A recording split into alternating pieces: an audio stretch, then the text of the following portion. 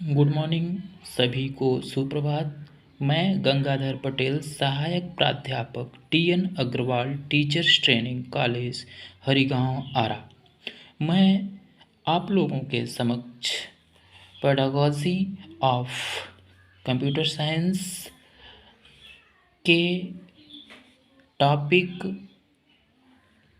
Laboratory method को लेकर के आप लोगों के समक्ष प्रस्तुत हैं। कंप्यूटर साइंस की बात कही जाए तो कंप्यूटर के क्षेत्र में कंप्यूटर शिक्षण की प्रयोगशाला विधि बहुत ही महती भूमिका निभाती है।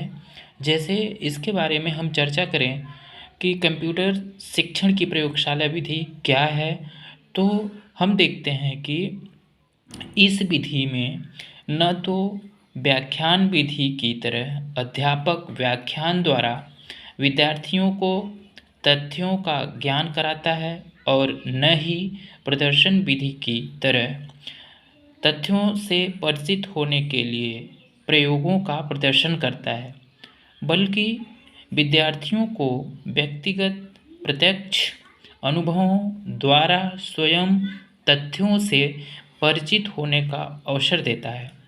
जो ज्ञान प्राप्त करना हो उससे संबंधित आवश्यक निर्देश और सामग्री विद्यार्थियों को दे दी जाती है। विद्यार्थी व्यक्तिगत रूप से प्रयोग तथा प्रत्यक्ष अनुभव प्राप्त करते हैं।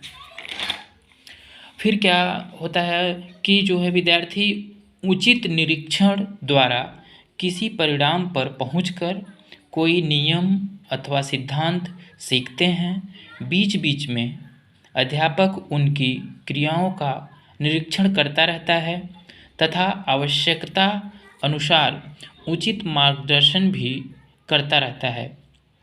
तो इस प्रकार ज्ञान प्राप्त करने में विद्यार्थी अन्य सब विद्यार्थियों की तुलना में सबसे अधिक सक्रिय रहते हैं तथा उन्हें व्यक्तिगत रूप में स्वयं प्रत्यक्ष अनुभव के आधार पर ज्ञान प्राप्त होता है।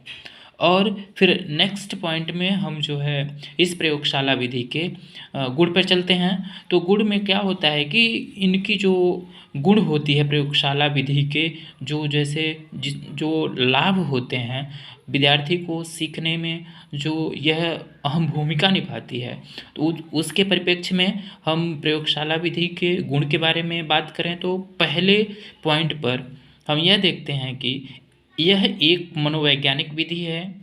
और दूसरे पॉइंट पर हम चर्चा करेंगे कि प्रयोगशाला विधि शिक्षण के सिद्धांतों के अनुकूल होती है। और फिर हम तीसरे जो है पॉइंट की बात करें तो यह विधि वैज्ञानिक ढंग का प्रशिक्षण प्रदान करने वाली विधि होती है।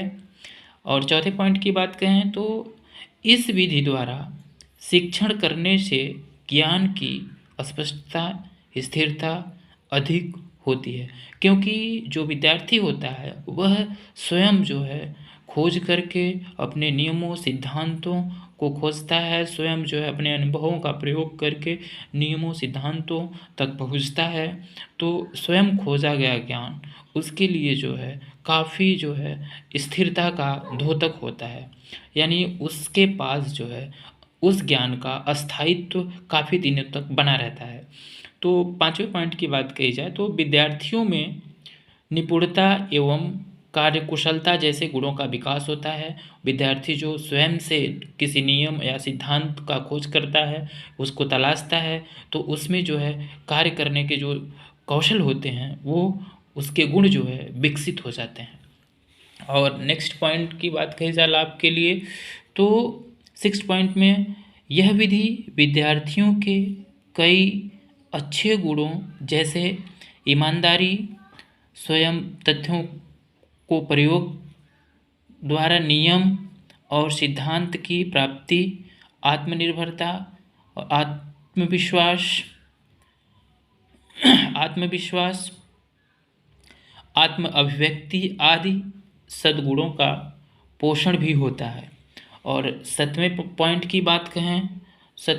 की बात कहें तो विद्यार्थी इस विधि में अभिव्यक्ति योग्यता और सामर्थ्य के अनुसार कार्य करता है। यानी जो है विद्यार्थी इस विधि के दौरान अपनी योग्यता और क्षमता के द्वारा ही कार्य करता है।